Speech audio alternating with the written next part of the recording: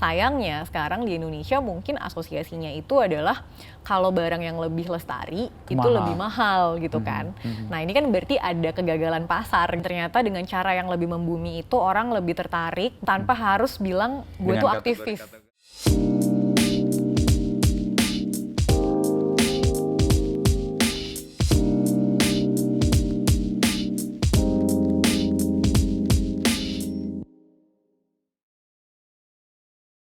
Dipangkas, nggak di-pruning dia punya batang yang bisa gede banget sih. Sama bikin keropos sebenarnya. Tapi buat hijau-hijau sih enak. Dia dan meredam juga kan suara. Debu juga. Ini tempat apa gitu? Ini tuh sebenarnya coworking tapi ada banyak private office. Jadi kita nyewa satu office aja, tapi karena ada ininya, waktu itu tuh kayak banyak lah checklistnya, harus apa, pokoknya harus ada outdoornya, harus ada apanya, terus deket dari MRT bisa jalan kaki. 1 kilo ya kurang lebih? Iyalah, 7 menit, 8 menit gitu, bisa jalan kaki.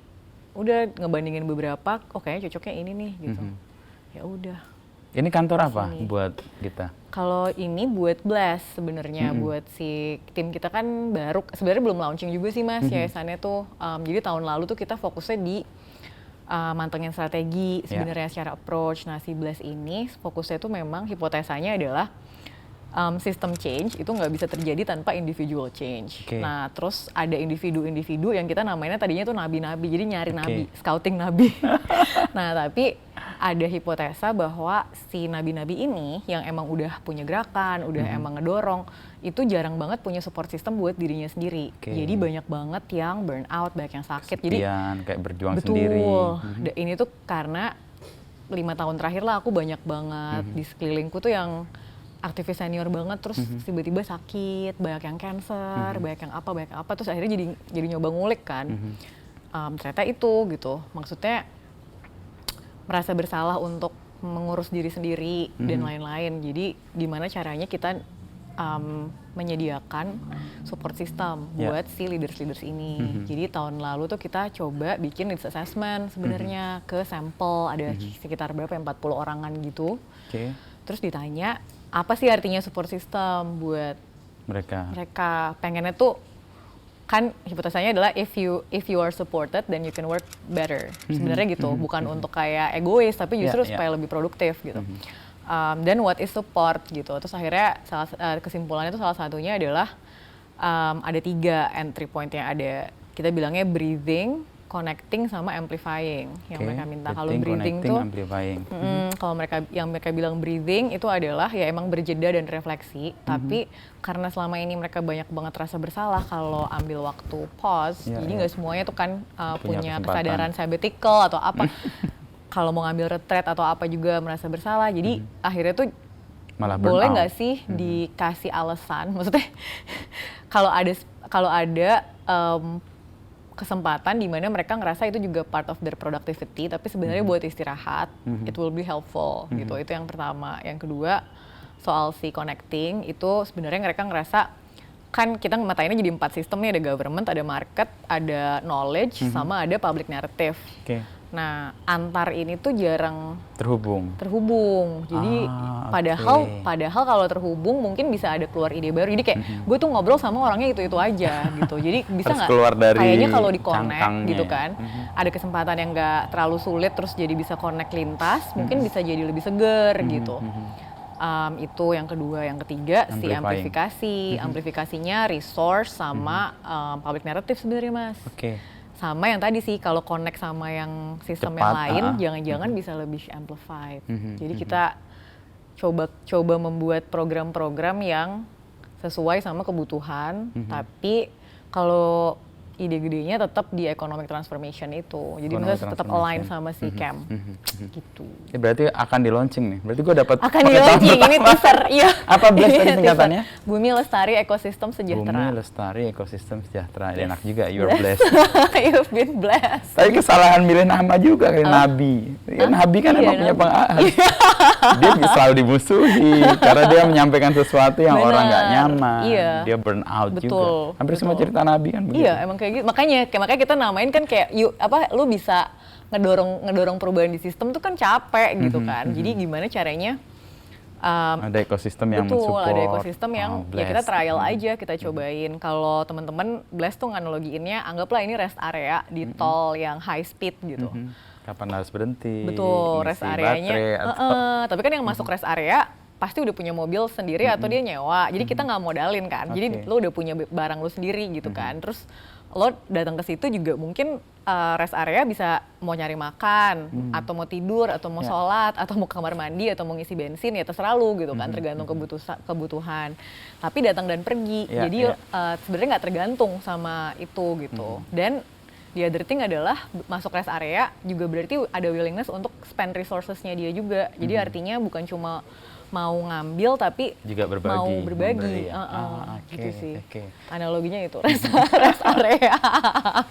Tapi minat lo kan kayak sesuatu yang kalau dirunut ya dari awal kan sekolah hukum ya. Betul. Lalu kemudian gimana? Ini tuh udah cerita mulai ya? Udah ya? Kayak serius. Udah gue jalan aja. Oke. Kan lo ambil Jawabnya agak serius hukum nih. ya.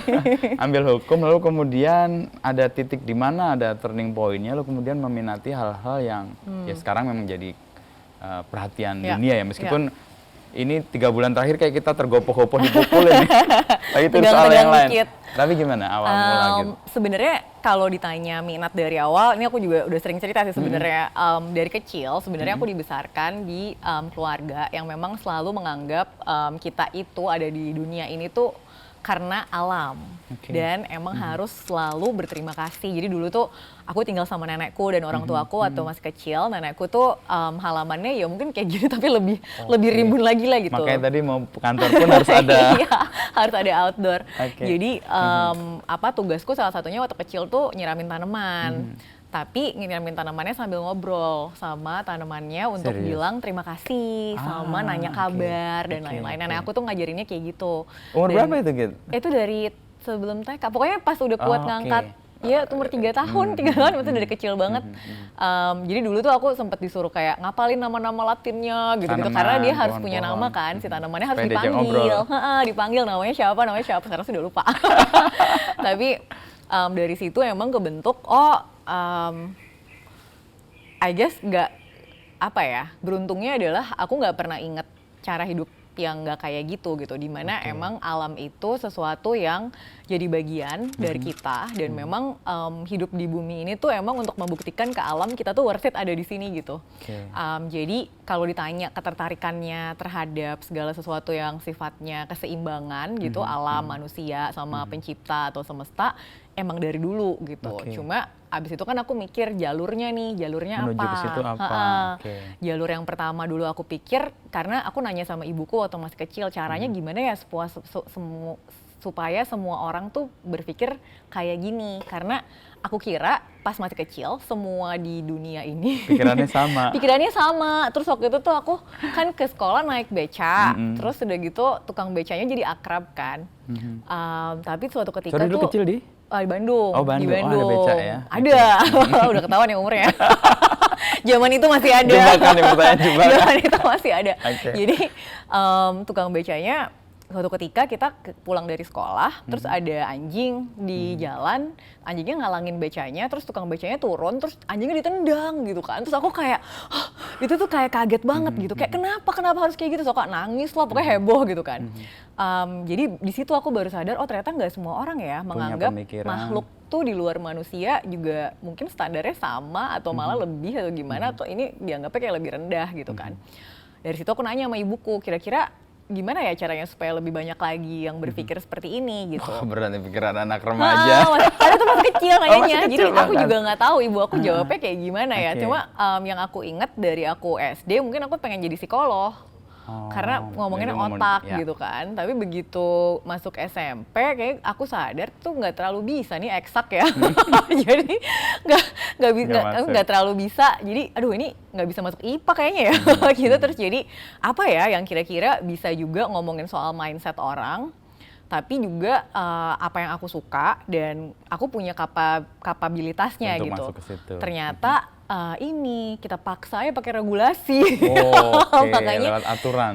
Jadi dari SMP mau masuk hukum, gitu. Jadi kayak itu adalah tools aku gitu untuk membantu orang lebih dekat dengan alam, punya kesadaran dengan keseimbangan.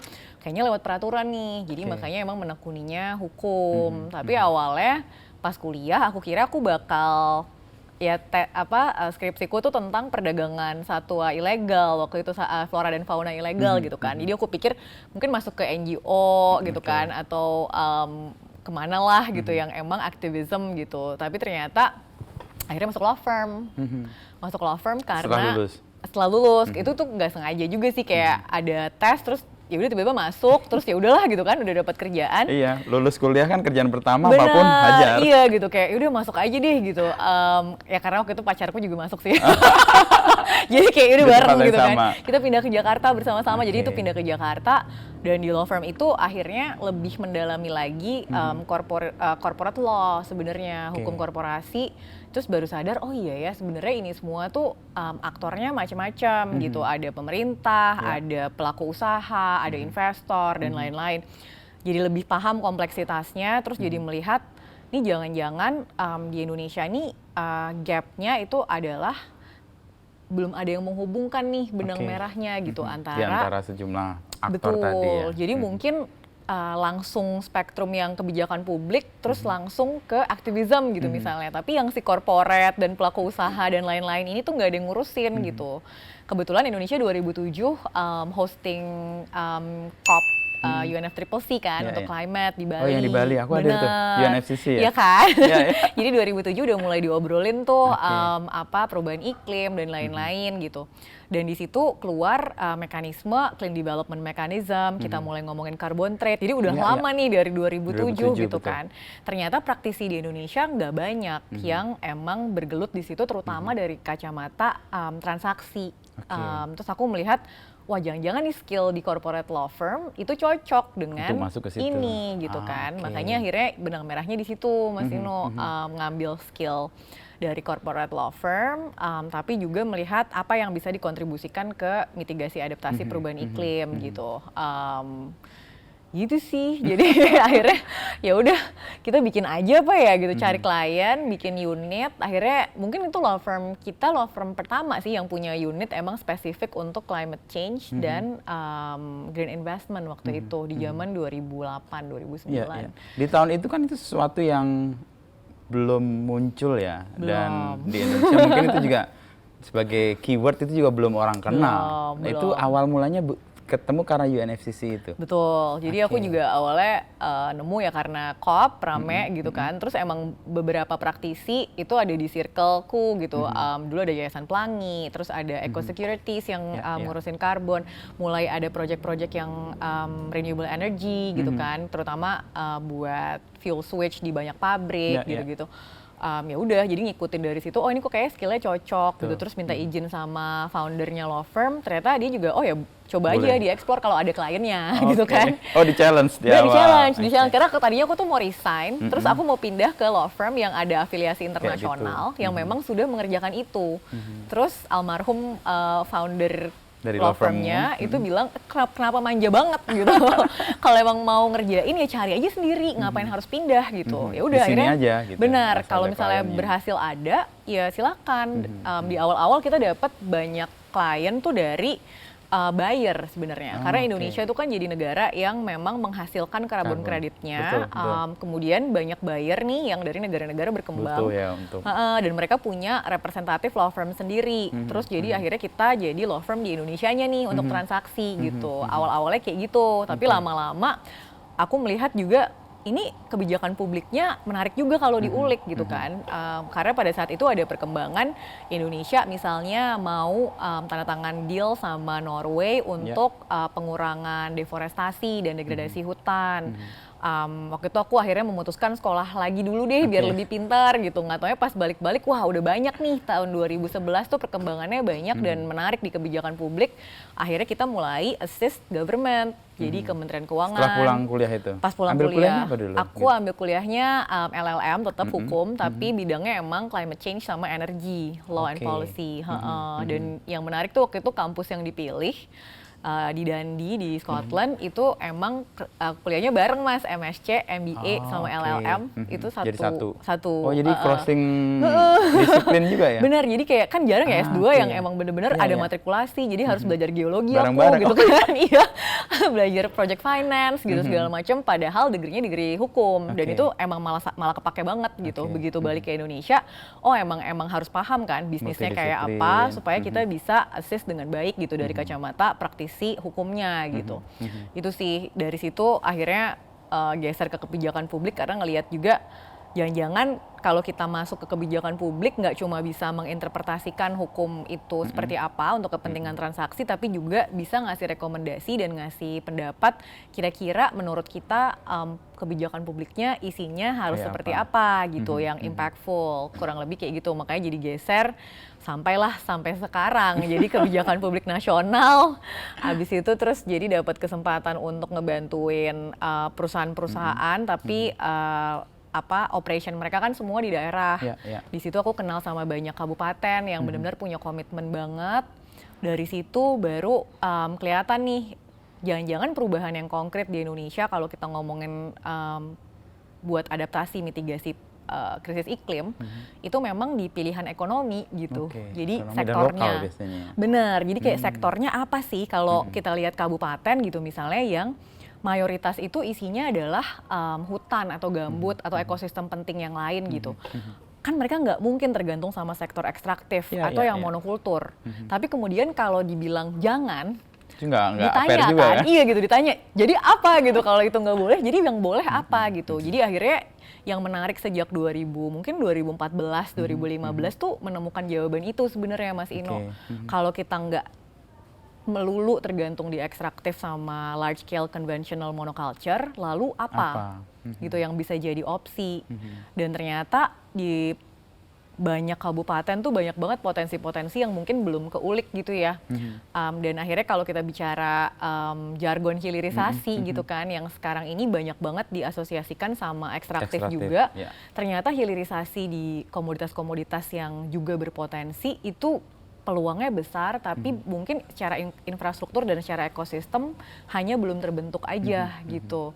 Dari mulai di sektor makanan gitu kan, pangan gitu ya, F&B, di sektor kecantikan, sektor kesehatan dan obat-obatan, mungkin di sektor juga hospitality bahkan, dan mungkin jasa ekosistem seperti pariwisata dan lain-lain itu banyak hidden gem gitu ya. Yang belum betul, yang kalau kita ulik mungkin hasilnya ini bisa membuat kita lebih pede nih sebagai daerah dan sebagai negara. Kayaknya bisa nih kita nggak cuma tergantung sama ekstraktif dan yang monokultur. Gitu ini sih. Yang jadi concern Kem juga ya? Betul. Gitu ya? Koalisi Ekonomi Bumi. Bisa dijelasin nggak secara ringkas itu apa sebenarnya yang mau diperjuangkan, keresahan apa yang membuat kita membangun itu? Itu garis besarnya sebetulnya itu gitu, bahwa kita saat ini misalnya kalau dilihat dari tren investasi gitu kan, dan target investasinya Indonesia sampai 2040 kalau data yang dikeluarkan oleh BKPM misalnya pada saat ASEAN Summit dulu ya di 2023 itu terlihat bahwa hampir lebih dari 90% lah itu tuh target investasi masuknya tuh ke minyak gas, kemudian ke batu bara dan mineral lainnya. Itu bayangin 92% gitu. Hampir semua. Terus sisanya baru ke kehutanan, perikanan, kelautan sama kehutanan gitu. Nah, ini kita melihat gimana ya caranya supaya agak geser nih, jadi jangan ekstrim gitu kan. Bukan berarti yang satu harus benar-benar mati, karena aku juga melihat Indonesia masih banyak ketergantungannya ya. Tapi di sisi lain, masa kita mau, itu kan ketangguhannya kurang kalau kita hanya mengandalkan sektor tersebut yang mungkin suatu ketika dan juga dalam waktu dekat akan sunset gitu, akan turun juga nilainya. Makanya waktu G20, waktu Indonesia jadi presiden di 2022, memang berangkat di Bali dari, lagi tuh. Betul, jadi semua dimulai dari Bali. Kalau ada koneksi yang khusus dengan Bali. UNFCC di Bali, terus kemudian G20 di Bali. juga. Itu tuh waktu itu kita kebetulan dapat kesempatan untuk bekerja bersama-sama BKPM, kemudian Kementerian Koperasi UMKM, ada teman-teman Bappenas, Seknas SDGs, ada Smesco juga waktu itu, yang punya mimpi gimana ya ada legacy yang beyond G20, yang juga menunjukkan Indonesia nih secara ekonomi itu diversified, ada diversifikasi. Dan di situ teman-teman yang menginisiasi camp, jadi dulu ada 15 organisasi sebenarnya yang berangkat dengan keresahan yang sama. Kita pengen buktiin bahwa ada nih opsi yang bisa, tapi pembuktian itu harus dirangkai dengan rantai pasok. Jadi nggak bisa nih cuma ngurusin per perusahaan aja, tapi kita harus ngelihat misalnya komoditas yang diangkat kopi gitu salah satunya.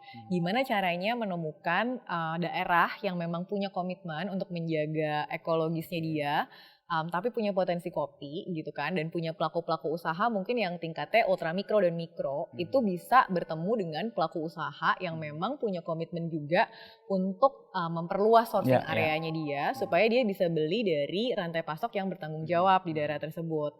Tapi perusahaan yang di tengah ini, yang rata-rata punya kemampuan untuk memberikan nilai tambah ke komoditasnya, juga kan perlu dibantu nih. Nah, gimana caranya dia juga terhubung sama buyer yang juga punya komitmen dan mungkin mau memberikan insentif tambahan nih, karena traceability, kemudian sustainability-nya bagus sampai ke ujung. Nah, satu paket ini gimana caranya kita bantu juga untuk terus tumbuh dengan cara menghubungkan financiers, pemilik dana. Jadi ini sebetulnya tentang ide merangkai keterhubungan antara mungkin pihak-pihak yang sekarang ini emang udah ngobrol, mungkin udah saling jual beli juga, tapi gimana caranya menyadari bahwa hubungannya bisa beyond jual beli loh. Sebenarnya kalau mau strategis bisa loh bikin microprocessing, pabrik mini bareng-bareng di daerah yang punya komitmen. Di situ jadi buka lapangan kerja buat teman-teman orang muda di sana, tapi juga value added-nya menguntungkan petani yang ada di sana. Sekaligus storytelling-nya bisa masuk nih buat branding yang emang dibutuhkan sama konsumen yang trennya juga ke arah sana gitu. Jadi satu paket ini yang harapannya bisa membuktikan Indonesia nih banyak opsinya. Makanya dari 2022 tuh kita nyoba nyari kan komoditas atau rantai pasok apa nih yang bisa dikembangkan ke arah sana. Tadi sebutkan kopi misalnya. Benar, ini kriterianya tuh kita cari yang satu udah pasti harus ada nilai tambahnya, gitu kan. Kalau makin banyak nilai tambahnya makin bagus gitu kan. Terus yang kedua, dia juga memang dekat dengan masyarakat. Memang jadi potensi daerah, potensi misalnya masyarakat lokal. Dilakukan produksinya oleh masyarakat. Betul. Jadi dekat, dan ini bisa dilakukan dengan cara yang non monoculture dan non ekstraktif. Jadi pakai tumpang sari atau agroforestry gitu ya, atau pakai polyculture at least yang lebih dari satu tanaman supaya lebih ramah juga ke tanah sama ke airnya. Permaculture bahkan. Permaculture bahkan. Dan yang terakhir sebenarnya karena kita juga ngomongin soal skenario ekonomi besar, baik itu daerah maupun nasional, ya dia sebaiknya terhubung ke rantai pasok nasional dan juga global supaya secara value dia menarik. Dari kriteria ini akhirnya dimantapkanlah nih fokus gitu kan, karena banyak pilihannya ke 7 Mas sebenarnya. Komoditinya. Jadi ada kopi, ada kakao, kemudian kelapa, habis itu ada bambu, terus ada hasil hutan bukan kayu. Yang ini agak curang nih soalnya bisa macam-macam banget. Hasil hutan bukan kayu bisa dari mulai vanila sampai yang endemik kayak tengkawang sampai buah maram gitu, yang macam-macam ini bisa masuk gitu. Terus ada aquaculture. Sama ada jasa ekosistem. Jasa ekosistem juga ini bisa pariwisata. Kalau teman-teman nanti mau bikin carbon project kayak di Jambi yang untuk masyarakat di Bujang Raba juga bisa. Kalau misalnya mau explore biodiversity credit gitu ya, yang buat masa depan juga akhirnya bisa di sini. Jadi 7 ini yang harapannya teman-teman camp bisa gotong royong untuk membuktikan kita bisa melihat rantai pasoknya, kemudian mengembangkan rantai pasoknya dengan persetujuan semua stakeholders gitu ya di dalamnya, dan pada akhirnya kita bisa menghitung sebetulnya dampaknya seperti apa. Karena kalau mau serius nih dengan target kita tanda tangan deklarasi tuh Mas. Harus ada ukuran yang bisa dilihat kan. kuantitatif juga kan akhirnya. Tahun lalu tuh kita tanda tangan deklarasi 2045 mau mengurangi ketergantungan terhadap ekstraktif. Kalau dilihat dari proporsi GDP kan sekarang sekitar 11% dan trennya bakal naik nih Mas. Ya ini 1% aja gitu. 1% bakal turun gitu atau malah di maintain di stagnan juga nggak apa-apa gitu. Tapi argumennya adalah ketergantungan itu bisa dikurangin karena diversifikasi. Berarti kan harus ada pembuktian juga kita bisa kontribusi ke GDP non ekstraktif dari sektor ini. Nah, sektornya harus dikasih nama nih Mas, sama kayak dulu. Diukur terus-menerus betul, sama kayak dulu ekonomi kreatif kan, 2007 keluar, terus akhirnya jadi kita bisa mantau nih sampai ada 2017 sampai mana. Keluar studinya. Kebetulan di RPJP itu pemerintah Indonesia sebenarnya pakai istilah yang cocok banget, namanya bioekonomi. Oke, ini masuk semua yang 7 itu. Betul, jadi sebenarnya bioekonomi itu pemanfaatan keanekaragaman hayati secara bertanggung jawab, dan itu kriterianya memang mirip, jadi harus ada value added, kemudian harus bisa dikelola secara bijak, jadi menjamin well-being ya kalau di situ dibilangnya, dan juga terkait sama keanekaragaman hayati negara tersebut. Nah, Indonesia itu udah masukin ke rencana pembangunan jangka panjangnya kita. Jadi di RPJP nih ada 2025 sampai 2045 si kata-kata bioekonomi ini. Di sisi lain Indonesia juga keluarin peta jalan untuk pengelolaan keanekaragaman hayati IPSAP di tahun 2025 sampai 2045 juga, dan di situ ada satu porsi yang baru sih sebenarnya masuk, yang adalah keterlibatan industri pengolahan. Dan di situ udah diperlihatkan dari 2 dokumen itu ada sektor-sektor yang bisa dianggap menjadi penyerap. Dan itu konsisten juga, ada sektor pangan, ada sektor kesehatan atau farmasi, ada sektor kecantikan gitu kan. Makanya kita bilang ya udah kalau gitu kita tetapkan saja gitu. Ini tuh kita lagi mendorong pemerintah Indonesia dalam upayanya untuk membantu juga menyukseskan si agenda bioekonomi ini. Tapi bioekonominya harus yang bertanggung jawab gitu, sesuai sama kriteria. Dari situ sih akhirnya jadinya keterlibatan kita sama teman-teman di pemerintah nasional memang lumayan konsisten nih, karena di Desember kemarin Bappenas punya inisiatif juga untuk mengeluarkan panduan awal tentang bioekonomi. Jadi mereka launching yang namanya Indonesia Bioeconomy Initiative. Si inisiatif ini menjelaskan prinsip, kriteria, dan indikator untuk bioekonominya Indonesia. Dan itu sekarang jadi lagi ukuran yang akan dinilai kan. Dan kayak apa ya, kalau dari sisi kita tuh lebih ke mana yang bukan sih.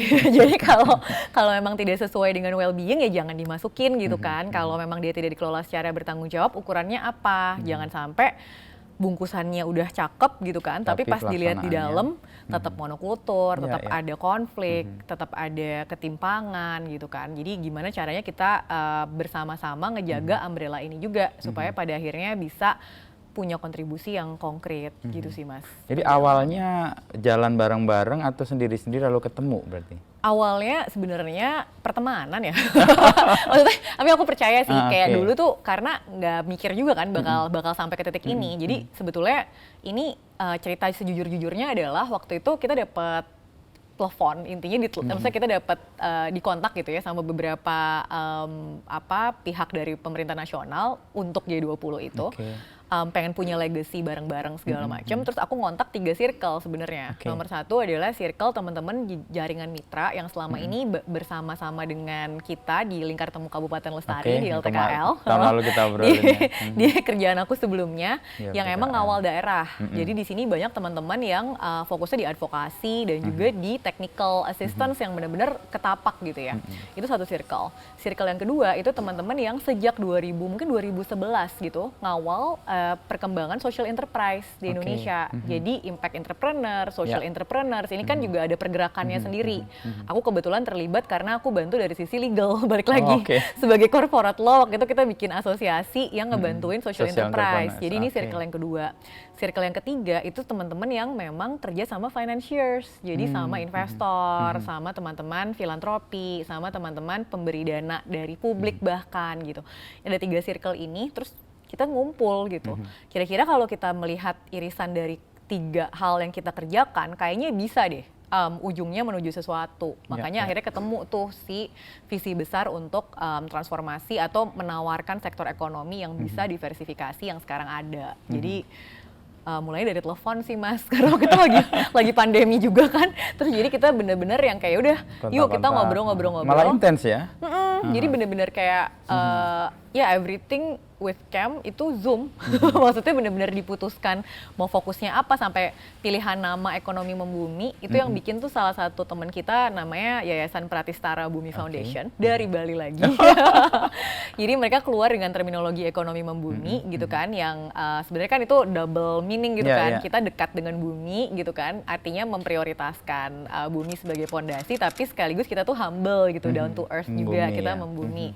Nah terus mereka dengan baik hatinya pada saat Zoom ketiga apa keempat gitu, kita lagi milih ini mau dinamain apa ya, terus mereka mendonasikan terminologi ini untuk jadi terminologi bareng-bareng gitu. Jadi semuanya emang berjalan secara sangat organik di awal sampai akhirnya ketemu ya udah kita jalan bareng-bareng. Tapi setelah G20 kita jadi sadar ini kayaknya harus diseriusin nih untuk bisa benar-benar bantuin sampai 2045 gitu kan, Indonesia mencapai target, terus RPJP-nya udah keluar dan lain-lain. Ya udahlah sekalian diseriusin, baru kita bikin lembaga perkumpulan gitu, dan itu governance-nya segala macam tuh baru keluar 2023. Kita baru rapat umum anggota pertama tuh 2024 kemarin di bulan Mei. Jadi sekarang aku udah bisa secara ini nih, secara resmi udah bisa bilang anggotanya tuh ada 32 gitu. Itu udah benar-benar tanda tangan deklarasi bareng-bareng. Dari yang tadi 15 tadi? Tadinya 15. Tadinya 15 waktu G20 kita open call tiba-tiba jadi 70-an. Tapi kayaknya hype 30. Hype G20. Terus saat itu ada kurasi lagi 2023 sampai akhirnya ke angka 30-an gitu. Dan itu yang akhirnya terus nyambung nih sampai sekarang. Kemarin kita baru banget gathering town hall tahunan gitu kan. Dan masih semangatnya masih kejaga. Kita sekarang udah punya juga champion companies-nya. Jadi nanti kita kenalin sama Mas Indo juga.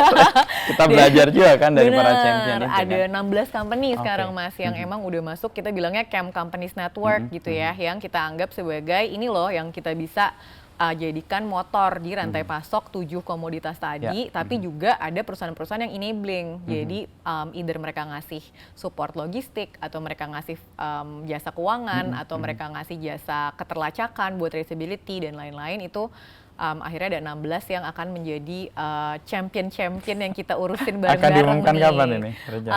Nggak tahu nih kapan. Nggak dalam waktu dekat sih, maksudnya kemarin sebenarnya udah diresmiin pada saat gathering kita, tapi kita juga pengen memperkenalkan teman-teman companies ini dengan perannya masing-masing, mungkin secara resmi di bulan Maret kali ya, di kuarter inilah sebelum selesai gitu sih, menyambut bulan Ramadan mungkin. Supaya tambah semangat. Setelah kita belajar kan dari 7 itu contoh kasus yang konkret yang bisa menunjukkan bahwa ini kan tadi kayak berebut kepercayaan kan dari pihak lain. Bisa nggak kita bisa tumbuh ekonomi dengan cara yang berbeda? Apa komunitas apa dan di mana? Gitu. Sebenarnya kita sekarang udah ada beberapa sih yang kita bilang. Jadi salah satu anggota kita namanya Supernova Ecosystem. Mereka bikin satu model namanya rantai nilai kolaborasi atau value chain collaboration model.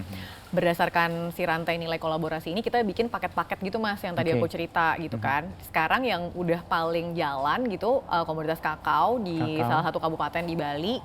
Di mana Bali lagi bener juga ya. Kenapa nih gue dengan Bali? Tapi di Bali ada yang udah jalan itu kakao.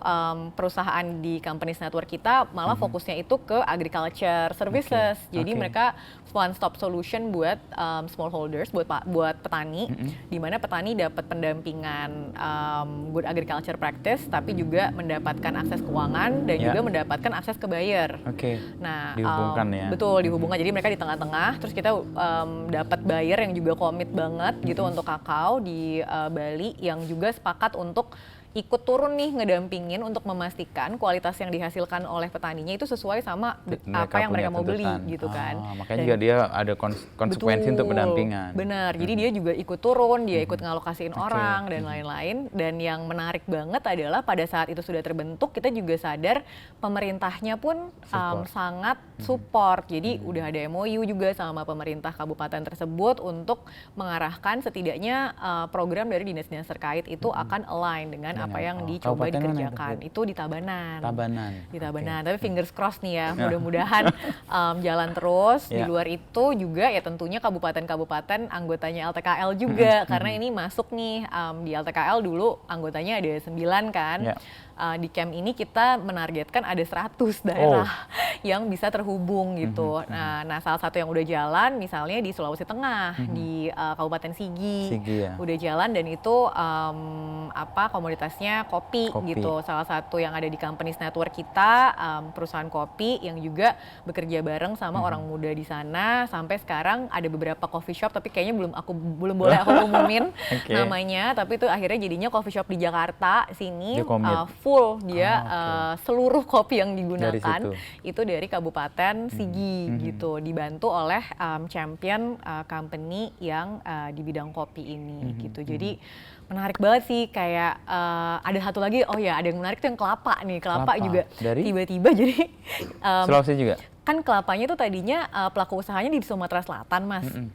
Terus waktu itu kita bikin trip bareng-bareng untuk ngeliat kelapa di Gorontalo sama anggotanya camp juga gitu. Nggak taunya dari Gorontalo itu anggota camp punya pendampingan pelaku usaha di Labuan Bajo. Yang emang butuh bahan dasar VCO. Jadi akhirnya dicoba tuh dikirim sampel dari Sumatera Selatan, dikirim ke Labuan Bajo. Ternyata sampelnya jalan dan kalau ini udah boleh diumumin karena udah publik juga. Dan ternyata barangnya diminta sebagai merchandise rutinnya AirAsia. Terus sekarang yang terjadi adalah justru pelaku usaha di Companies Network ini akhirnya mau bekerja sama dengan pelaku usaha di Labuan Bajo untuk bikin peremajaan kelapa di Bajo, gitu. Dan di sini jadi menghidupkan lagi ya ekonominya. Jadi kayak ada sih kelapa di sana, tapi mungkin kualitasnya belum bagus. Jadi sekarang akhirnya pelaku usaha yang dari Sumatera Selatan ini ngebantuin gimana caranya di Bajo bisa dapat suplai kelapa yang lebih bagus juga gitu, sesuai sama kebutuhan supaya carbon footprintnya nggak kegedean gitu kan. Iya, datang dari Sumatera Selatan. Jadi hal-hal kayak gini tuh buat aku exciting banget ya, walaupun mungkin kalau kita lihat wah gila target 2045-nya bikin sesek nafas gitu kan, kontribusi GDP gitu kan. Kayaknya pusing banget, tapi ngelihat yang kayak gini nggak apa-apa kalau kita konsisten 20 tahun, we never know gitu. Kita juga ngelihat companies yang ada di camp Companies Network ini, trajektori untuk growth-nya 20 tahun ke depan akan besar gitu, tapi juga mereka terhubung dengan buyer-buyer, off-taker yang juga punya komitmen yang lebih besar lagi gitu kan size-nya. So we never know. Kita ngelihat pas kemarin Indonesia Bioeconomy Initiative itu misalnya Desember kemarin ini. Desember itu ada teman-teman company besar seperti Paragon gitu, mereka juga launching MOU untuk pengembangan agroforestry. Jadi udah banyak sih sebenarnya yang tertarik ke bidang-bidang ini, tinggal kita tekuni saja selama 20 tahun ke depan. Jangan kemana-mana teman-teman. Tapi ini kerja-kerja kan kalau dalam konteks ini kan butuh konsistensi dan ngukurnya kan panjang tuh. Itu kan butuh kayak iman yang kuat ya, bahwa ini akan sampai di satu titik gitu ya. Tapi dalam perjalanan kita sering di titik-titik di mana kayak nabi-nabi tadi yang kelelahan. Apalagi 4 bulan terakhir nih. Kita kayak sempoyongan kan yang di sustainability, iklim dan sebagainya. Nafas terus setiap hari. Lihat Trump kayak begitu, lalu ada pejabat kita juga ngomong soal hutan dan sebagainya. Itu menghadapi gitu gimana? Kalau ada rencana besar tapi di perjalanan kecil-kecilnya tuh bikin sesek gitu. Kayaknya sih sebenarnya nomor satu, balik lagi ya, kalau buat aku yang selama ini sangat membantu tuh tahu ujungnya. Jadi sebenarnya itu dari dulu gitu. Kan aku juga melihat pekerjaan itu kan sebagai tools ya. Kayak kita bisa pindah-pindah kerjaan gitu. Tapi asal tahu ujungnya tuh ya udah pasti balik lagi ke situ juga. Jadi tahu ujung itu buat aku sangat membantu. Jadi menentukan target kayak tadi gitu. Pokoknya kita mau turunin 1%. Pokoknya kita mau kontribusi ke GDP sekian. Timeline-nya 20 tahun, bodo amat gitu kan. Tapi intinya ujungnya tahu dulu. Begitu tahu ujungnya, ya udah yang penting kita udah sepakat bahwa itu yang mau kita kejar. Dan perkembangan dunia, perkembangan negara atau gangguan-gangguan di perjalanan itu kan akan selalu muncul. Dan kita juga ngelihat mungkin si target besar itu yang ganti-ganti itu strateginya. Mungkin targetnya tuh nggak gerak, tapi strategi mencapai kesananya yang berubah-berubah. Misalnya gitu salah satunya. Dulu waktu aku mengerjakan LTKL, mungkin aku melihat jurisdiksi ini kabupaten gitu ya. Tapi kemudian harus realistis kan, pada saat kita melihat dari perkembangan nasional, bagaimana memang banyak kekuasaan yang ditariknya ke provinsi dan ke nasional, atau bahkan yang strategis itu bekerja dengan KPH gitu kan, konsep pengelolaan hutan, ya mungkin kita juga harus adjust nih strateginya. Berarti mungkin nggak cukup nih hanya ngobrol sama Tabanan, harus ngobrol sama Pemprov Balinya. Nggak cukup ngobrol sama Sigi doang, harus sama Sultengnya. Dan nggak cukup berhenti di komitmen dari sisi dokumen perencanaan sama kebijakan, tapi mungkin harus langsung deal sama teman-teman KPH untuk bikin master plan gitu. Di mana nanti pada saat teman-teman KPH sepakat, berarti kan kita juga akan dapat konektivitas dengan kebijakan nasional. Jadi sebenarnya setia kepada tujuan tapi tidak terlalu attach terhadap strategi. Menurut aku, kalau buat aku kayak gitu sih akhirnya. Lebih lihat ya, lebih punya kemampuan lebih fleksibel juga ya. Betul. Ya buat aku ngebantunya itu sih. Yang kedua mungkin ini sih ketakutan terhadap kegagalan itu ya. Maksudnya dulu aku takut banget kan mau nyobain segala sesuatu tuh takut gagal gitu. Biasa ya sindrom anak satu-satunya, tidak boleh gagal gitu kan. Tapi ada pilihan lain. Jadi kayak failure is very scary gitu kan. Tapi begitu kita sadar bahwa kegagalan itu adalah bagian dari proses, kemudian yang penting kita mencoba dulu. Kalau gagal itu kita ganti belajar lagi, nggak apa-apa gitu kan. Terus kita ambil pembelajarannya apa supaya yang nextnya bisa jadi lebih baik. Begitu mindsetnya seperti itu, mungkin menghadapi yang ada di luar sana ini agak sedikit lebih tenang, tidak terlalu kaget gitu kan. Kayak oh ya udah gitu. Misalnya kemarin yang sebagai contoh aja gitu, ada statement tentang hutan itu sama saja dengan perkebunan sawit gitu kan. Itu sedih saya. Terus ada statement juga mau buka 20 juta hektar hutan gitu. Dari kacamatanya Kem, kita melihat sebetulnya bukan tentang ngajarin bahwa hutan itu bukan sawit, tapi lebih ke arah kalaupun itu dianggap sebagai sama dan sawit itu harus diekspansi, apakah benar akan menguntungkan? Jadi lebih ngelihatnya dari point of view siapapun yang memberikan statement itu. Kalau kita lihat toh mau di-expand, bakar oversupply, ntar harganya turun juga, ya rugi juga. Betul. Jadi mungkin ngelihatnya jadi lebih pragmatis seperti itu. Yang 20 juta hektar lahan ini mau dibuka juga, kalau kita tidak membuka dan kita memanfaatkan untuk bioekonomi misalnya, potensinya bisa apa? Lebih, betul gitu. Apakah malah jadi lebih oke gitu kan? Dan lebih sustain juga. Benar gitu. Jadi ngelihatnya sesuai sama si tujuan tadi gitu kan. Dan point of view-nya justru kita bisa komplement dengan apapun yang mau dituju. Misalnya tujuannya adalah 8% nih pertumbuhan. Gimana caranya kita juga berkontribusi ke arah sana, tapi sesuai dengan identitas yang memang ingin kita dorong juga gitu. Mungkin buat aku seperti itu. Tapi honestly sejujur-jujurnya yang membantu banget kalau buat aku, dan mudah-mudahan lebih banyak lagi yang meluangkan waktu gitu ya untuk berjeda gitu. Ya ini sih emang ngambil waktu untuk selalu melihat kemenangan-kemenangan kecil dan merayakan itu, dan ngerayain ini jangan sendiri tapi bareng-bareng gitu kan. Sehingga ada kekuatan yang bertumbuh. Banyak-banyak ketawa, cari teman ketawa gitu. Makanya seneng diajak ngobrol sama Mas Inu, bisa ketawa-ketawa bareng. Dan gak saya sendiri juga kan. Iya.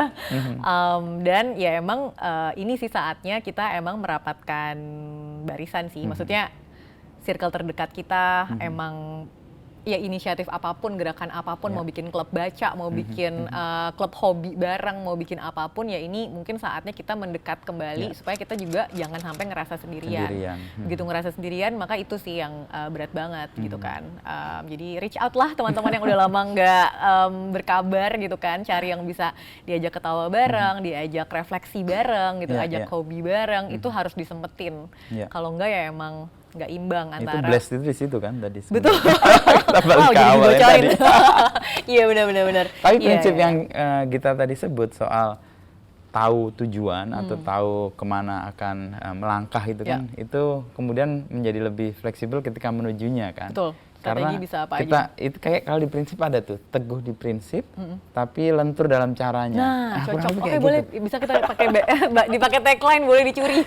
Itu tagline yang dipakai Pak Yaakob, Yaakob Utama. Jadi teguh dalam prinsip, lentur dalam cara. Ada bahasa Latinnya, gue lupa.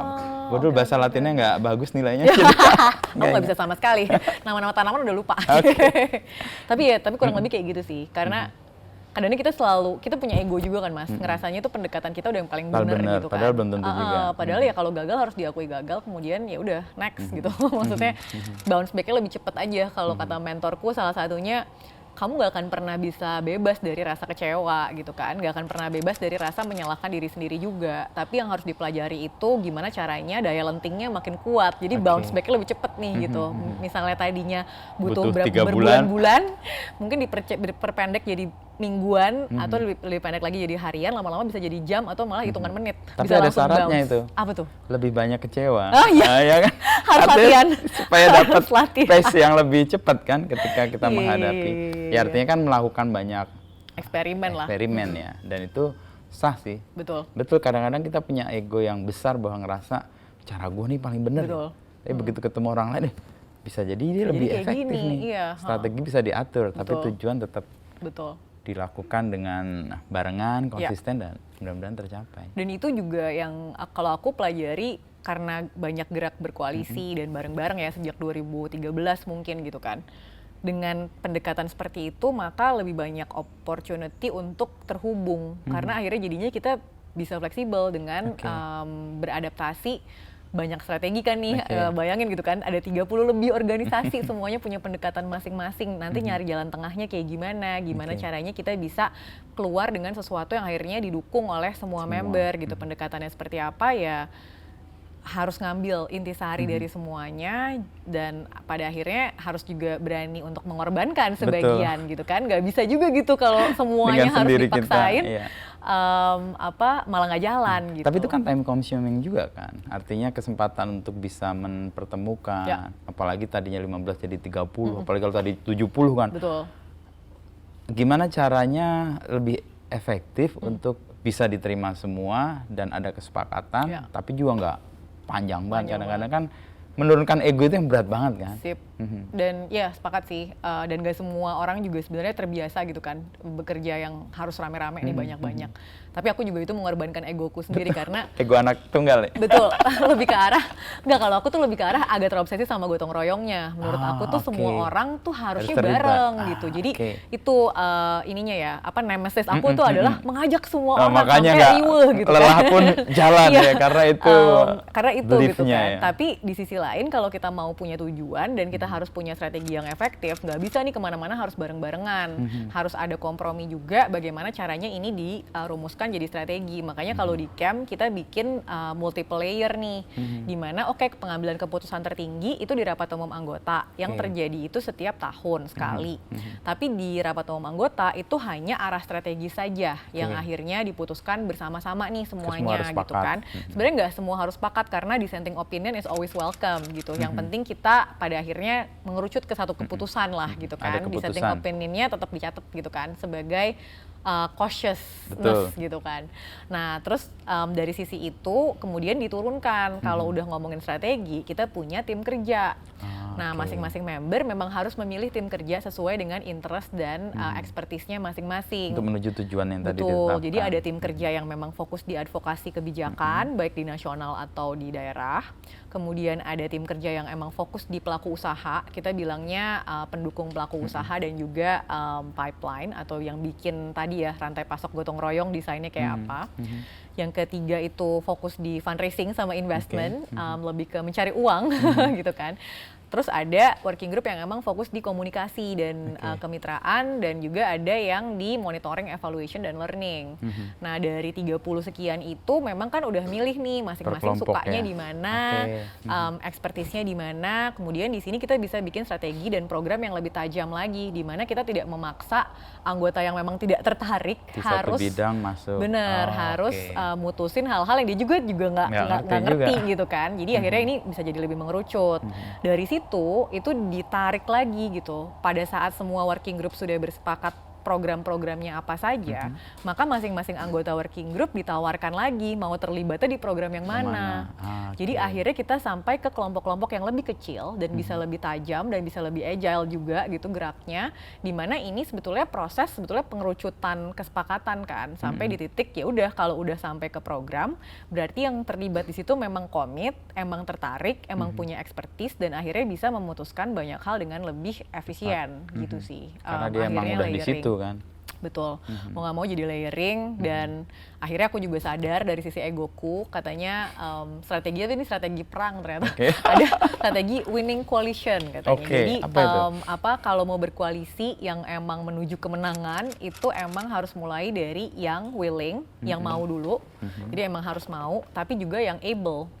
Yang bisa punya kemampuan gitu. Dan dari sini tuh bukan berarti semua orang harus bersepakat di satu tujuan, tapi lebih ke arah siapa yang memang punya posisi strategis untuk mencapai target yang mau dituju, maka itulah yang ditargetkan. Bahkan kalau strategi ini tuh jauh lebih ekstrim gitu, dari sisi merangkai gotong royongnya, satu sama lain nggak perlu tahu mereka sedang berkoalisi gitu kan. Tapi ada hasil aja yang di ujungnya yang tahu cuma si perangkainya doang nih gitu kan. Dan ya itu yang masih dipelajarin sampai sekarang, gimana caranya kalau kita udah tahu target, ya mudah-mudahan aku konsisten lah ya sampai 20 tahun ke depan targetnya tetap sama gitu kan.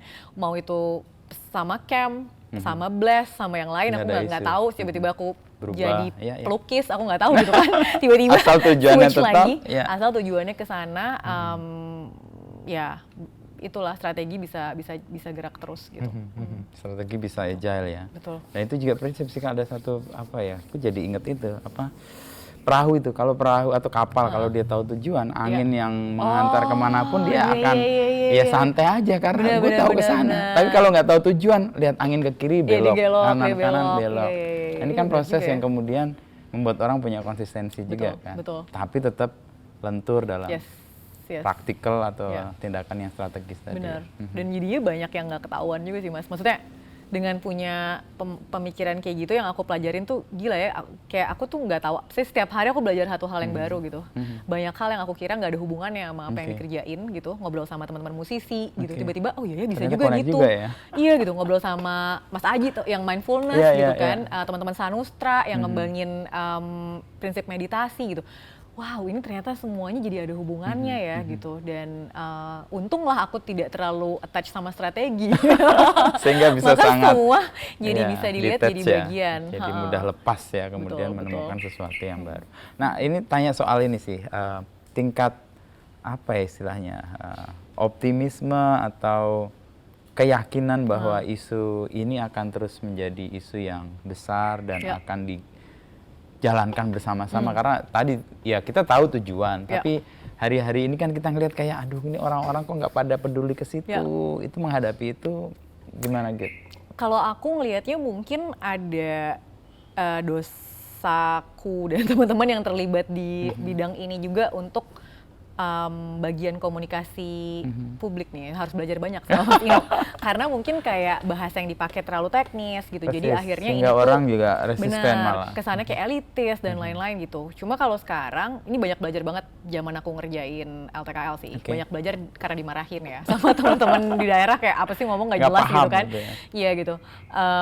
Ya mungkin yang perlu, ya kenapa aku tetap optimis itu karena apapun yang kita sedang perjuangkan tentang si transformasi ekonomi, sektor baru ini sebenarnya berkaitan sama hal-hal yang emang orang nggak akan pernah lepas gitu. Nomor satu itu adalah kemampuan kita untuk terus punya makanan.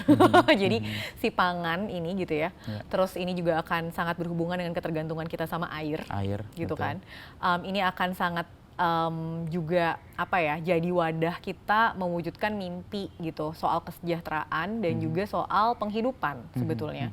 Jadi at least 3 hal itu kalau mau dilihat dari bungkusannya juga, 3 hal ini mungkin tidak akan pernah bisa terwujud kalau kita terus-menerus dapat bencana, mau itu bencana alam maupun bencana karena konflik gitu kan. Jadi 5 hal ini yang membuat aku merasa ini sebetulnya urusannya semua orang. Pangan, air, kemudian penghidupan, kemudian abis itu apa tadi ya? Tadi apa sih aku ngomong? Pangan, penghidupan, air, terus abis itu ada 5 ya? Iya. Tapi 3 tadi sih. Nah, dan itu kan juga terkait dengan green job. Yang 2 itu tadi kok jadi ngeblank ya? Ntar dulu. Tapi 5 itu menjadi bencana maksudnya. Jadi ya yang 3 hal ini nggak akan terjadi kalau kita kena bencana. Bencananya dibagi 2, bencana yang alam sama konflik gitu. Nah, jadi pangan, air, penghidupan tidak akan jalan kalau ada bencana, baik bencana alam maupun bencana yang sifatnya konflik. Ya. Dan itu urusannya kita semua kan, gitu maksudnya. Nobody would say no untuk kayak gimana caranya supaya jangan terlalu sering ada bencana lah gitu kan. Gimana caranya supaya kita tetap bisa dapat pangan yang baik gitu. Nah, kenapa akhirnya menurut aku saat ini saat yang tepat untuk orang-orang juga lebih paham gitu kan, dari mana sih makanan mereka berasal. Dan apa sih hubungannya antara pilihan kita semua nih sebagai konsumen gitu. Hari ini mungkin kita dari baju aja kita udah milih yang emang ada value-nya gitu kan. Maksudnya kenapa sih kita perlu gitu kan berpikir ulang keputusan-keputusan kita sehari-hari, karena ya memang konsumen ini ngedrive banyak hal. Dan kita punya pilihan untuk lebih mengenal setidaknya datangnya dari mana, apa yang kita makan, apa yang kita pakai, opsi transportasi yang kita ambil dan lain-lain. Sayangnya sekarang di Indonesia mungkin asosiasinya itu adalah kalau barang yang lebih lestari itu lebih mahal gitu kan. Nah ini kan berarti ada kegagalan pasar gitu di sini. Gimana caranya kita bikin kebalikannya? Yang tadinya misalnya kita berpikir pangan yang baik itu harus yang misalnya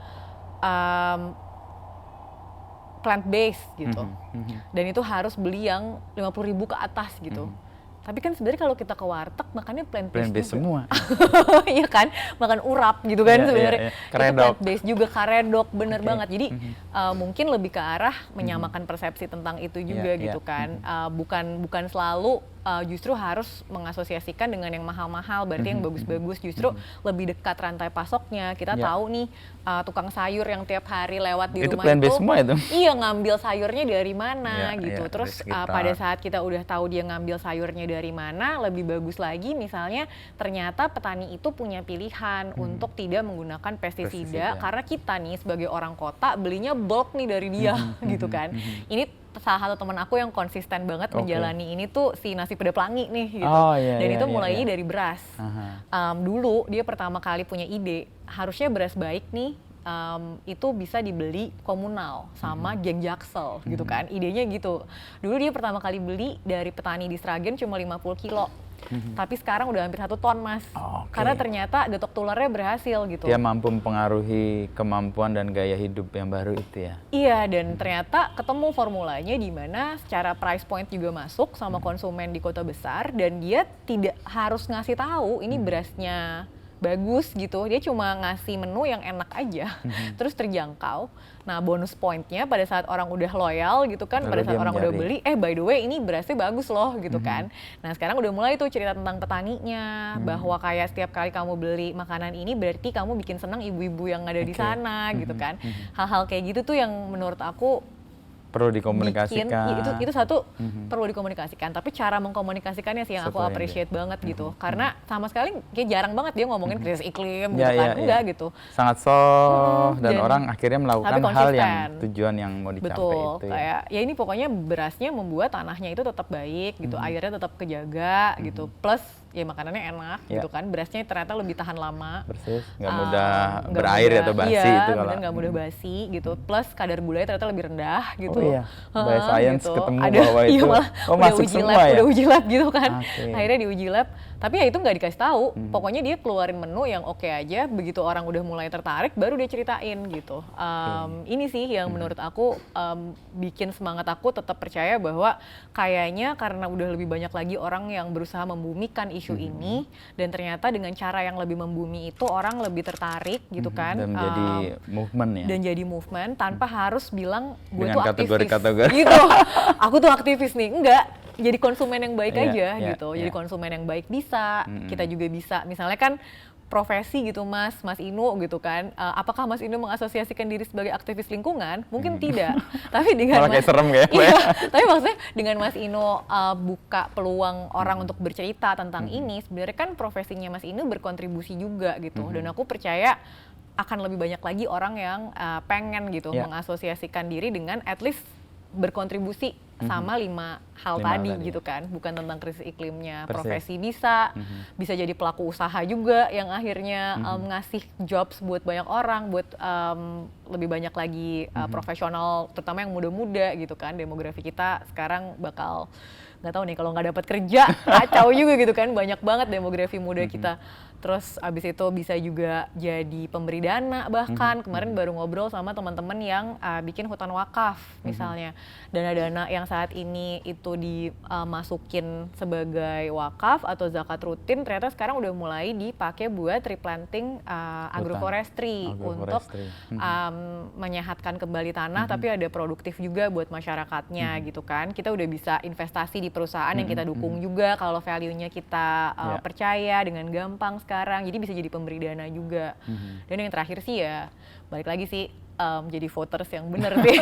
Sehingga kita menghasilkan pemimpin yang bisa bikin regulasi, bisa bikin kebijakan, setidaknya bisa membuat apa yang mau kita tuju menjadi lebih ringan lah ya. Tapi kembali yang soal membumi tadi, ini juga yang jadi salah satu optimisme di tengah kadang-kadang tergopoh-gopoh ya dengan banyak isu itu. Sebenarnya isu misalnya sustainability itu sebenarnya isu kita yang puluhan tahun bahkan ratusan tahun dilakukan oleh nenek moyang kita. Nah bahasanya sekarang sustainability, jadi orang ngerasa ini apa sih gitu dari luar iya, gitu kan. Padahal itu kalau saya baru ngobrol dengan beberapa teman di Gunung Kidul tuh.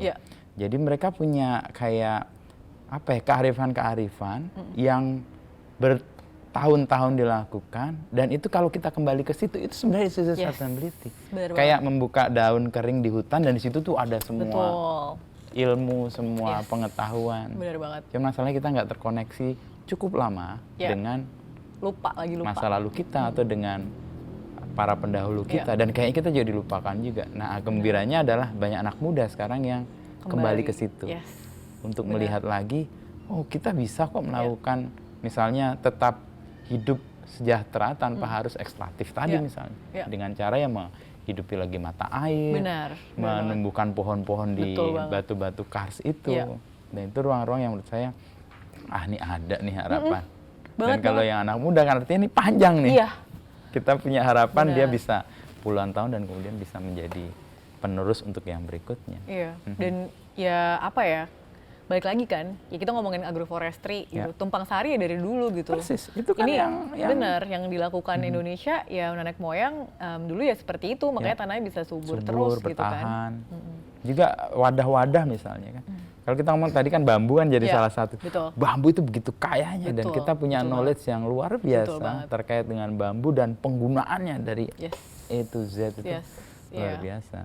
Nggak habis-habis sih kalau maksudnya pusingnya banyak gitu ya, tapi kalau semangatnya sih kalau buat aku nggak habis-habis gitu kan. Nontonin YouTube-nya Kiki gitu, nontonin teman-teman jaga semesta yang masuk ke mata air gitu kan, lihat-lihat teman-teman di Camp Companies Network yang emang kerja langsung sama petani, emang teman-teman pelaku usaha muda yang mau nih terjun gitu. Kayak semangatnya nggak habis-habis sih Mas, dan aku percaya salah satu momentum nih ya yang harus kita benar-benar cobain gongin gitu tuh nanti 2028 Mas. Karena itu 100 tahun Sumpah Pemuda. Jadi kalau kita ngelihat trajektorinya, aku nggak tahu ini cocok logi juga kan. Tapi kalau kita ngomongin belajar dari sejarah gitu kan, 1928 itu kan ditetapkan jadi sesuatu yang akhirnya menuju ke 1945. Waktu dulu tujuannya mau dikejar adalah kita merdeka gitu kan.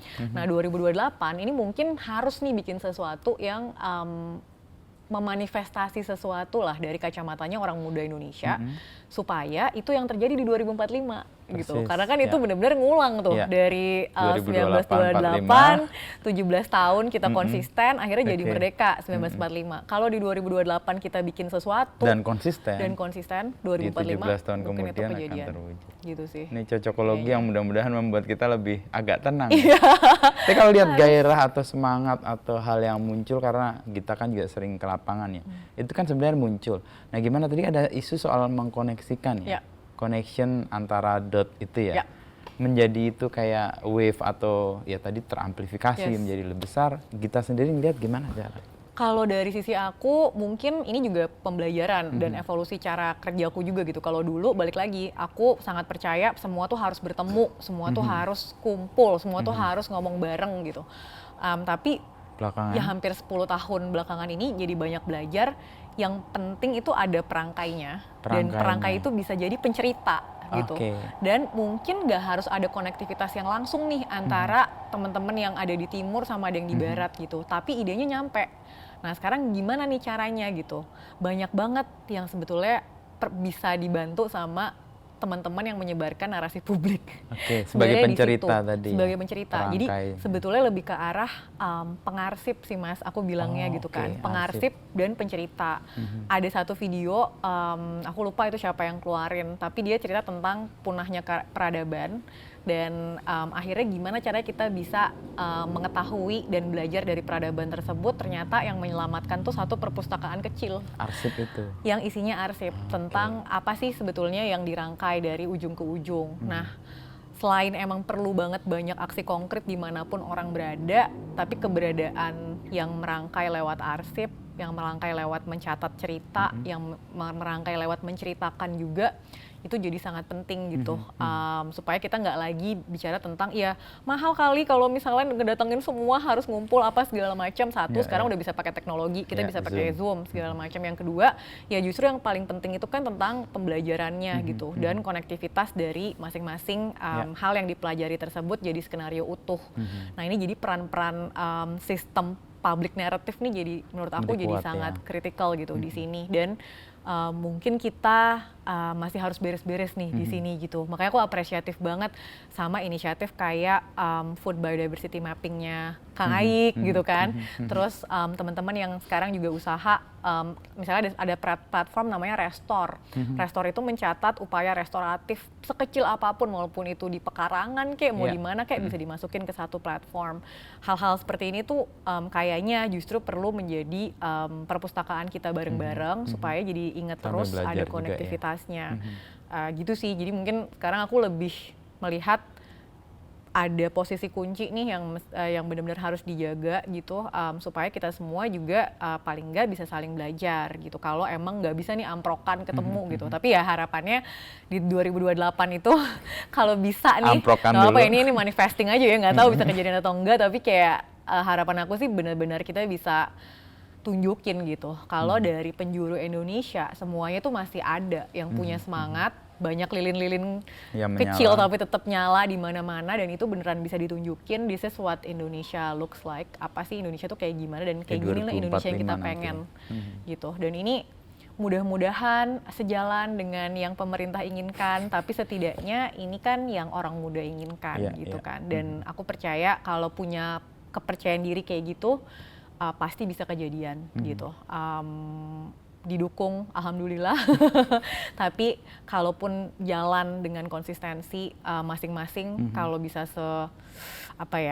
semenyebar itu pasti ada dampak yang ditimbulkan yang bikin ini udah picture-nya udah kelihatan sih. Dan gue percaya kalau rencana atau hal yang digambarkan udah agak rinci ini bentar lagi terwujud sih. Oke Mas. 2028. Jadi kita ngapain nih 2028? Kita harus book gedung dari sekarang. Karena ternyata tinggal 3 tahun lagi atau bahkan 2,5 tahun 3 tahun lagi. Tapi balik yang tadi pengarsipan itu memang sesuatu yang jadi concern ya, karena satu hal yang membuat kita kayak nggak punya arah. Kadang-kadang kan kita lupa menengok bahwa pernah ada terjadi sesuatu. Yang persis dilakukan yang teman-teman di Gunung Kidul itu. Aku jadi ingat, mereka itu selain merawat mata air, jadi dia pakai ketapel isi tanah liat diisi bibit-bibit itu ditembakin ditembakin. Karena kan jadi mengharapkan burung atau nggak mungkin. Lalu yang ketiga dia membuat arsip. Mencatat, bertanya kepada leluhur tentang bagaimana mereka melestarikan alam, bagaimana merawat lingkungan tetap hijau dan sebagainya. Ini pengarsipan tadi yang jadi isu dan kalau itu kemudian kita bisa kumpulkan dari banyak daerah, jangan-jangan memang ini isu sustainability itu isu yang dekat dengan kita. Dan kita udah jalan lama dengan itu semua, hanya kita lupa aja tidak menengok ke sana. Nah ini ada gitu kan, maksudnya apa ya, ini ngomongin teknokratik lagi ya Mas, tapi dinasnya ada loh Mas. Sebenarnya kalau kita balikin ke sistem pemerintah tuh ada gitu kan, yang emang fokusnya di situ. Tapi ya ini bukan tentang preservasi dianggap sejarah terus udah gitu, tapi lebih ke dipelajarin gitu kan. Diaktualkan lagi kan, dibuat apa yang bisa diterapkan. Relevansinya apa buat sekarang dan lain-lain. Kayak teman-teman di Siak gitu, ada komunitas Heritage Hero di Siak, yang itu orang muda semua dan mereka menelusuri sejarah sejarah, tapi untuk misalnya memperkenalkan lagi pangan yang dulu dimakan, sekarang jadinya apa, tapi terus dikemas jadi tour gitu kan.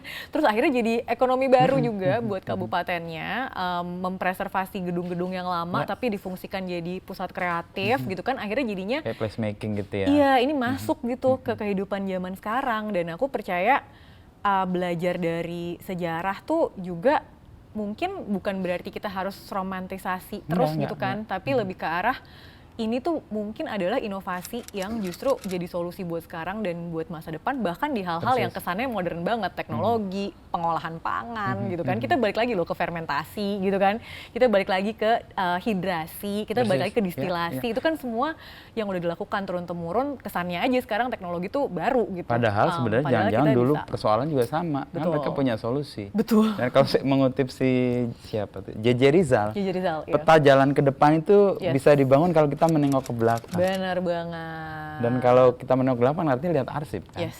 Menemukan lagi kekayaan pengetahuan, atau kebijaksanaan yang dulu dipraktikkan dan kita mungkin lupa. Dan itu harapan-harapan yang mudah-mudahan sih menjadi tadi kita bagus Pak, lilin-lilin yang menyala di banyak tempat. Iya, soalnya seneng banget sih setiap kali kayak ketemu sama teman-teman. Maksudnya itu yang bikin aku semangat ya gitu, karena banyak yang konkret-konkret dan benar-benar emang pakai hati gitu, benar-benar stay di daerahnya, emang beneran berkarya di sana, atau yang dari luar pulang gitu kan, atau bahkan ya kayak model-model kayak aku gitu, nggak ada hubungannya orang kota gitu kan, tapi emang ngelihat sebagai orang kota kita bisa ngapain nih untuk ngebantu sampai ke ujung gitu. Itu menyenangkan sekali sih. Kayak ngomongin arsip gitu kan, dan tadi J.J. Rizal juga, ya kayak mustika rasa lah Mas. Itu kan balik lagi dengan pangan-pangan yang sesuatu yang tahun di arsip tuh bagus banget, bukan cuma tentang resep makanannya, tapi juga cara tanamannya ditanam, dipelihara, harusnya airnya kayak apa, ngolahnya kayak apa, itu kan akhirnya jadinya sekarang kita bisa jadiin referensi untuk banyak hal gitu sih. Jadi seneng sih kalau ngomongin pusing ya pusing, tapi banyak yang bikin seneng kayak gini. Buat aku sih tetap semangat. Iya, ini kuncinya tadi, tahu tujuan. Tapi tidak boleh terlalu attach sama strategi. Iya betul, ini keren nih. Tahu tujuan tapi nggak terlalu attach dengan strategi. Teguh dalam prinsip, lentur dalam cara. Nanti aku ganti jadi itu deh. Thank you Pak Jakob.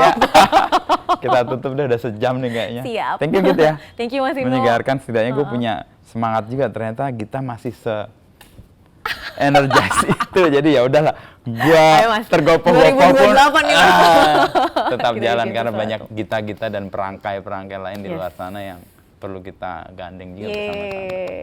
Thank you banget Mas Ino. Thank you. Saya nobatkan Anda menjadi aktivis. Serem banget. Tapi hidup di Jakarta, ngomongin lingkungan, itu emang kalau nggak aktivis agak berat. Karena orang biasanya cuek kan. Tapi iya dan enggak sih. Soalnya kayak banyak aja kan yang tiba-tiba bikin bank sampah, tiba-tiba kayak ngedemo yang ngebakar sampah satu kompleks bareng-bareng gitu. Kayak enggak, banyak yang semangat. Ada satu hal sekitar, gue kan sekarang rule baru nih, 3 bulan terakhir tuh gue malah sulit tidur. Apa? Sulit tidur. Tidur karena? Kecemasan bertambah. Karena nulis jadi banyak kan, pengetahuan atau hal-hal yang mengganggu pikiran yang tadinya gue anggap ya sudahlah. Sekarang tahu lebih banyak kan. Gila, ini gue kayaknya ngeliat sampah numpuk di situ, pikir itu besok diangkut nggak ya? Lusa itu akan jadi apa ya? Itu kebayang-bayang terus. Makanya perlu ketemu banyak orang juga kayak. Tapi mungkin lo harus atur proporsi itu Mas. Jadi kayak nulis yang itu terus nulis yang happy gitu. Nulis yang happy-nya proporsinya 20% lah. Jadi lo kayak di recharge terus gitu. Itu pentingnya hobi kayaknya. Jadi membuat kita agak escape sedikit untuk dapat energi penuh ke sesuatu yang jadi concern. Yeay, thank you. Thank you Git. Ajarin aku terus tentang berkomunikasi yang membumi.